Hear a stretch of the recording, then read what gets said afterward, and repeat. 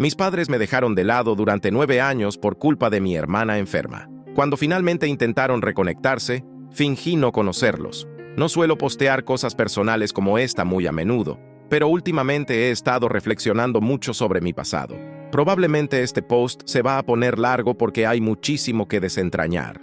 No recuerdo todos los detalles de cuándo sucedió, pero ciertas partes siguen muy presentes en mi mente, incluso después de todos estos años. Tenía 6 años cuando mis padres me dijeron que iba a visitar a mis abuelos. En ese momento sonaba súper emocionante, porque me encantaba estar con ellos. La abuela siempre tenía galletas esperando, y me dejaba ver caricaturas hasta mucho más tarde de la hora en que debería haber estado dormido. Mi abuelo me sacaba al jardín a recoger tomates, aunque no me gustaban los tomates, la verdad. Solo me gustaba pasar el rato con él, así que cuando me dijeron que me iba a quedar allá un tiempo, no pensé mucho en ello.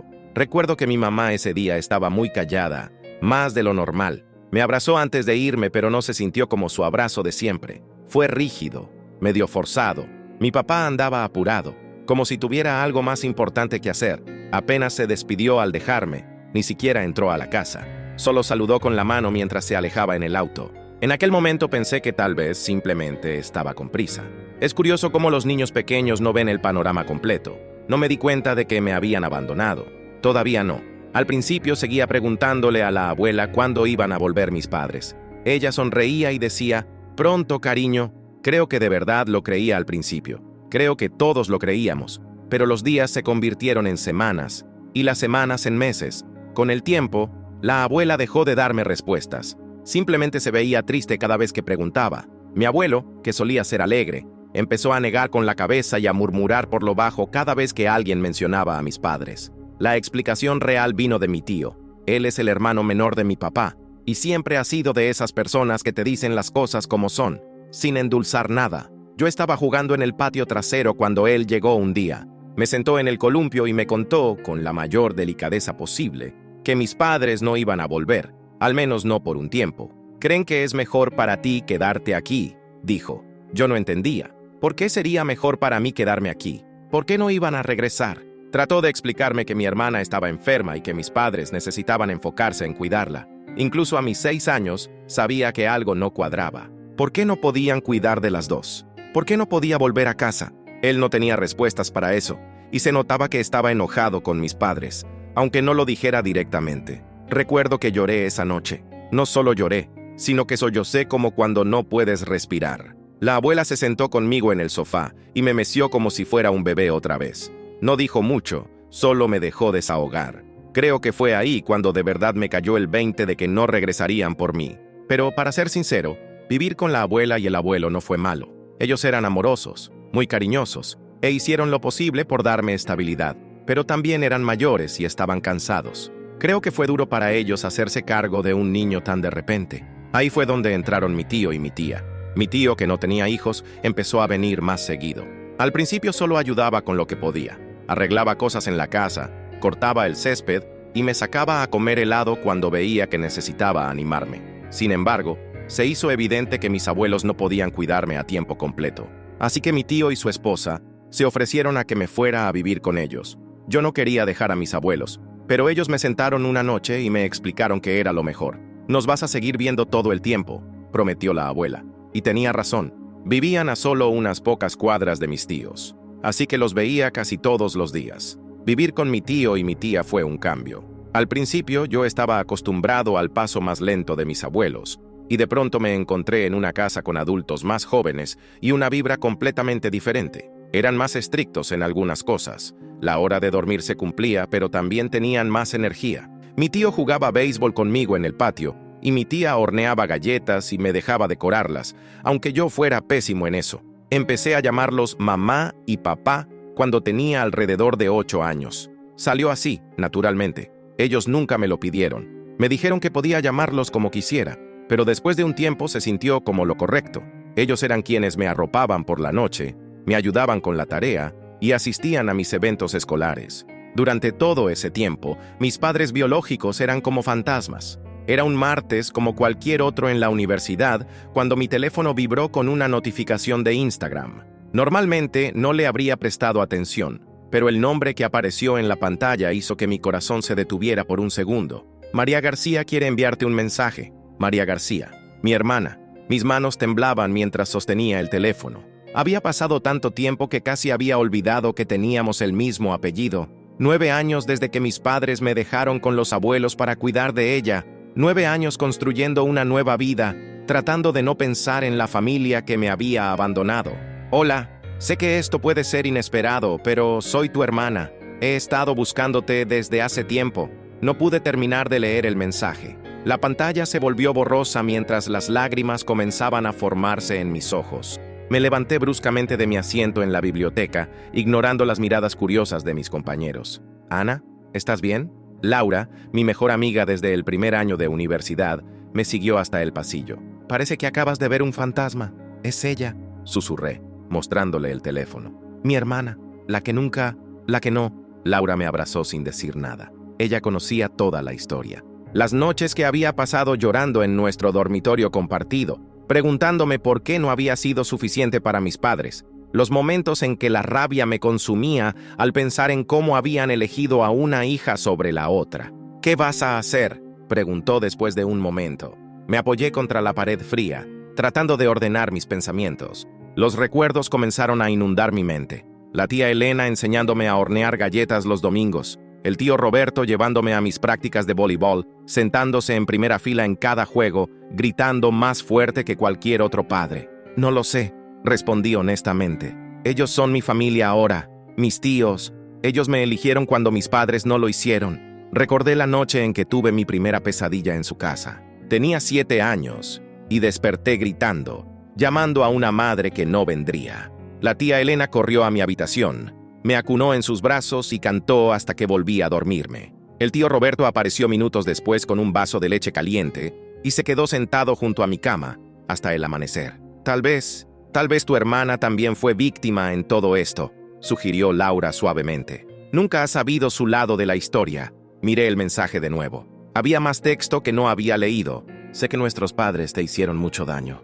Yo también tengo muchas preguntas. ¿Podríamos hablar? No tiene que ser en persona si no quieres. Solo necesito que sepas la verdad». «¿La verdad? ¿Qué verdad podría justificar abandonar a una niña de 6 años?» Mi teléfono vibró de nuevo. Esta vez era un mensaje de la tía Elena. «Mi amor, ¿vienes a cenar el domingo?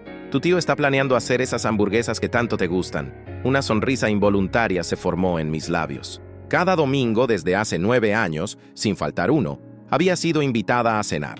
No importaba si tenía exámenes, si estaba enferma o si simplemente no tenía ganas de salir. La invitación siempre llegaba, recordándome que tenía un hogar, que tenía una familia que me había elegido. «Voy a responderle», decidí finalmente, mis dedos moviéndose sobre el teclado. Pero no por ellos, por mí. Necesito saber qué pasó realmente. Laura apretó mi mano en señal de apoyo mientras escribía. «Hola María, también tengo muchas preguntas». El sonido de la notificación de visto resonó en el pasillo vacío de la biblioteca, marcando el comienzo de algo que cambiaría nuestras vidas para siempre. El café La Luna estaba casi vacío cuando llegué, 15 minutos antes de la hora acordada. Elegí una mesa en el rincón, donde podría ver la puerta y tener una ruta de escape si las cosas se ponían demasiado intensas. Laura me había ofrecido acompañarme, pero esto era algo que necesitaba enfrentar sola. Mis manos jugaban nerviosamente con la servilleta cuando la vi entrar. No fue difícil reconocerla. Era como mirarme en un espejo ligeramente distorsionado. El mismo cabello oscuro, los mismos ojos marrones, pero su postura mostraba una confianza que yo había tardado años en desarrollar. «Ana», su voz era suave, casi tímida. Me puse de pie automáticamente, sin saber si debíamos abrazarnos o darnos la mano. Terminamos en un incómodo movimiento intermedio antes de sentarnos. «María», respondí, estudiando su rostro. «Te pareces a mamá. ¿Y tú a la abuela cuando era joven?», sonrió débilmente. «Tengo fotos, si quieres verlas». Un silencio incómodo se instaló entre nosotras mientras el camarero tomaba nuestras órdenes. 2 cafés americanos. Al menos teníamos eso en común. «Escucha», comenzó María, sus dedos tamborileando nerviosamente sobre la mesa. «Hay tanto que necesito contarte. Tantas cosas que descubrí recientemente». «¿Cómo qué?», interrumpí, incapaz de contener la pregunta que me había estado carcomiendo durante días. «¿Cómo por qué nuestros padres decidieron que una hija era más importante que la otra?». María palideció. «No fue así, Ana. Nos mintieron. A las 2. Sentí que el aire se escapaba de mis pulmones. ¿Qué quieres decir?». Mi enfermedad nunca fue tan grave como te dijeron. Tuve leucemia, sí, pero era tratable. Los médicos tenían un pronóstico optimista desde el principio. El café llegó, pero ninguna de las dos lo tocó. Mi mente daba vueltas tratando de procesar esta información. Entonces, ¿por qué? Mi voz se quebró. María sacó un sobre de su bolso y lo deslizó sobre la mesa. Encontré estos documentos hace un mes, cuando estaba limpiando el ático. Son los registros médicos originales. Mis manos temblaban mientras leía. Tratamiento estándar, pronóstico favorable, probabilidad de recuperación completa, 85%. No lo entiendo, susurré. Si no estabas muriendo, ¿por qué me abandonaron? Papá, él tenía problemas. María respiró profundo. Problemas de juego, graves. Usó mi enfermedad como excusa para alejarte porque la abuela había comenzado a hacer preguntas sobre el dinero que desaparecía de tu cuenta de ahorro universitario. El café se enfrió mientras María me contaba todo. Cómo nuestro padre había vaciado las cuentas de ahorro de ambas. Cómo mamá había estado tan asustada de perderlo que se había convertido en cómplice de sus mentiras. Cómo habían usado mi abandono para conseguir préstamos y ayuda financiera de familiares, alegando que necesitaban el dinero para mi hermana enferma. Cuando descubrí la verdad, me enfermé de verdad. María sollozó suavemente. No de leucemia, sino de culpa. Todos estos años, pensé que te había sido porque yo estaba enferma, que era mi culpa que nuestra familia se separara. No fue tu culpa, me encontré diciendo, extendiendo mi mano sobre la mesa para tomar la suya. Eras una niña, igual que yo. Hay más, continuó, apretando mi mano. Mamá y papá no saben que te estoy buscando. No saben que encontré los documentos. Siguen pretendiendo que todo fue necesario, que no había otra opción. Me recliné en mi silla, tratando de procesar todo. Parte de mí quería gritar, romper cosas, exigir justicia, pero otra parte se sentía extrañamente en paz. Por primera vez en 9 años tenía respuestas. ¿Qué quieres hacer ahora?, pregunté finalmente. Quiero conocer a mi hermana, respondió María con una pequeña sonrisa. La verdadera, no la versión que me contaron nuestros padres. Y quiero que conozcas a la verdadera yo, no la niña enferma que usaron como excusa. Miré nuestras manos entrelazadas sobre la mesa. 2 hermanas, víctimas de las mentiras de sus padres, encontrándose nuevamente después de 9 años. Me gustaría eso, respondí, sintiendo una extraña mezcla de dolor y esperanza. Pero necesitas saber algo. Tengo una familia ahora. Mis tíos, lo sé, interrumpió suavemente. Y quiero conocerlos también. Quiero conocer a las personas que te dieron el hogar que nuestros padres te quitaron. Por primera vez desde que entró al café, sentí que podía respirar completamente. No era un final feliz, no todavía, pero era un comienzo basado en la verdad, no en mentiras. Las siguientes semanas fueron como armar un rompecabezas del que no teníamos la imagen completa. María y yo comenzamos a reunirnos regularmente, primero en cafeterías, luego en parques, finalmente en mi departamento universitario. ¿Recuerdas ese peluche de jirafa que tenías?, preguntó María una tarde mientras compartíamos una pizza. Lo guardé todos estos años. Me detuve a medio bocado. ¿Manchitas? ¿Todavía existe? Está un poco desgastado, sonrió. Pero lo conservé porque era lo único que me quedaba de ti. Solía abrazarlo cuando extrañaba a mi hermana mayor. El nudo en mi garganta se apretó. Yo también te extrañé, aunque intentaba no hacerlo. María sacó su teléfono y comenzó a mostrarme fotos. Mira, esta es de mi graduación de preparatoria. En la imagen, ella sonreía a la cámara, pero sus ojos mostraban una tristeza que ahora podía reconocer. Ese día pensé mucho en ti. Me preguntaba si estarías orgullosa de mí. Por supuesto que lo estoy, respondí automáticamente, sorprendida por la fiereza de mi propio sentimiento protector. Eres increíblemente fuerte, María. No tanto como tú, negó con la cabeza. Tú sobreviviste sola. No estabas sola, corregí. Tenía a los tíos. Ellos... Me detuve, insegura de cómo continuar. Cuéntame sobre ellos, pidió María suavemente. Quiero saber todo sobre las personas que cuidaron de mi hermana cuando yo no pude. Le conté sobre las noches de películas de los viernes, las clases de cocina con la tía Elena, las tardes de béisbol con el tío Roberto, sobre cómo me apoyaron cuando decidí estudiar psicología, a pesar de que nuestros padres siempre habían insistido en que debía ser médico. Mamá y papá también intentaron decidir mi carrera, reveló María. Querían que estudiara administración para ayudar con el negocio familiar. Me negué. Estudio arte. Solté una carcajada. ¿Arte? ¿En serio? ¿Qué es tan gracioso? Yo solía dibujar en secreto. La tía Elena encontró mis bocetos y me inscribió en clases de arte los sábados. ¿Todavía dibujas? A veces, cuando necesito procesar mis emociones. María se levantó y buscó algo en su mochila. Sacó un cuaderno de dibujo y lo abrió. Yo también dibujo cuando estoy procesando cosas. Las páginas estaban llenas de retratos. Una niña pequeña jugando, una familia rota, 2 hermanas separadas por una grieta que se iba cerrando poco a poco. Son hermosos, susurré, tocando suavemente el papel. Son nosotras, respondió. Toda nuestra historia, incluso las partes que duelen. Esa tarde, María me contó más sobre su vida con nuestros padres. Cómo la sobreprotegían hasta el punto de la asfixia. Cómo cualquier mención de mi nombre era tabú en la casa. Cómo descubrió poco a poco que la historia que le habían contado sobre mi abandono voluntario no tenía sentido. Nunca les perdonaré habernos separado, dijo finalmente. Pero estoy agradecida de tenerte de vuelta en mi vida. Yo también, respondí, sorprendida por la verdad en mis palabras. Aunque todavía estoy procesando todo esto, ¿crees que tus tíos, nuestros tíos, querrían conocerme? La pregunta me tomó por sorpresa. ¿Quieres conocerlos? Son parte de tu vida, y quiero conocer todas las partes de tu vida, Ana, las buenas y las malas. Pensé en la tía Elena y el tío Roberto, en su amor incondicional y su capacidad de perdonar. Les encantaría conocerte, respondí finalmente, pero necesito tiempo para prepararlos, y para prepararme yo misma. María asintió comprendiendo. Tenemos tiempo, sonrió. 9 años de historias que compartir. Esa noche, después de que María se fue, me senté en mi escritorio y saqué mi propio cuaderno de dibujo. Comencé a dibujar. 2 niñas pequeñas, separadas por circunstancias más allá de su control, encontrando su camino de vuelta la una a la otra. No era un final feliz, no todavía, pero era un nuevo capítulo, uno que estábamos escribiendo juntas.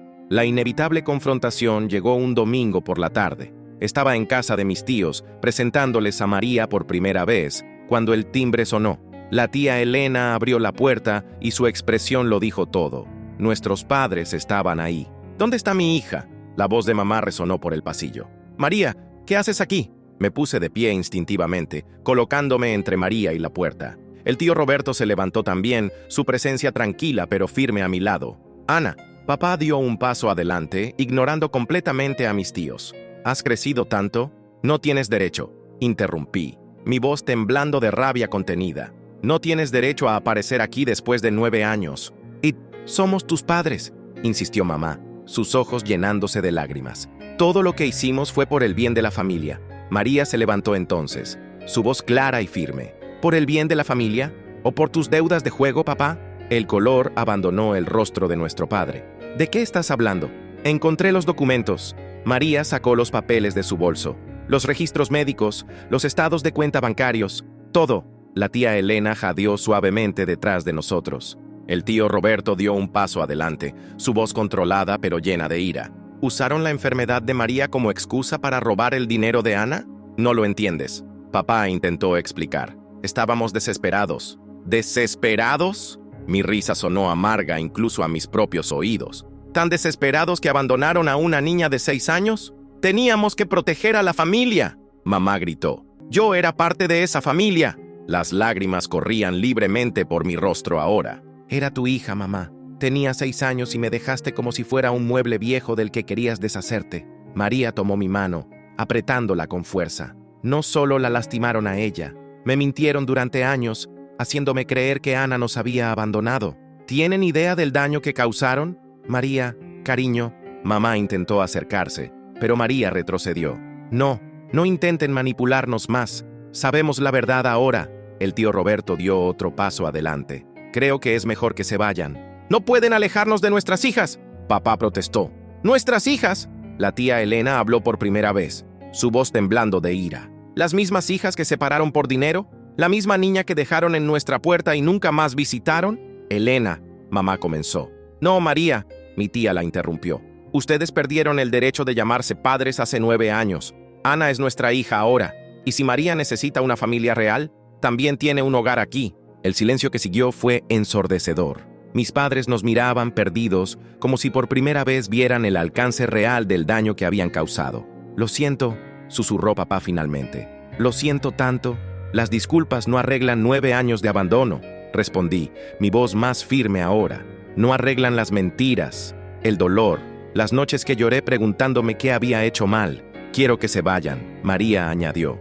y no vuelvan hasta que estén listos para enfrentar realmente lo que hicieron, sin excusas, sin manipulaciones. Los vimos marcharse en silencio. Cuando la puerta se cerró, sentí que podía respirar nuevamente. María me abrazó, y pronto la tía Elena y el tío Roberto se unieron al abrazo. «Estoy tan orgullosa de ustedes dos», susurró la tía Elena. «Somos una familia», añadió el tío Roberto. «Una verdadera familia». Esa noche, María se quedó a dormir. Compartimos mi antigua habitación, como deberíamos haberlo hecho durante todos estos años. No hablamos mucho, pero no era necesario. El silencio estaba lleno de comprensión, de sanación, de un nuevo comienzo.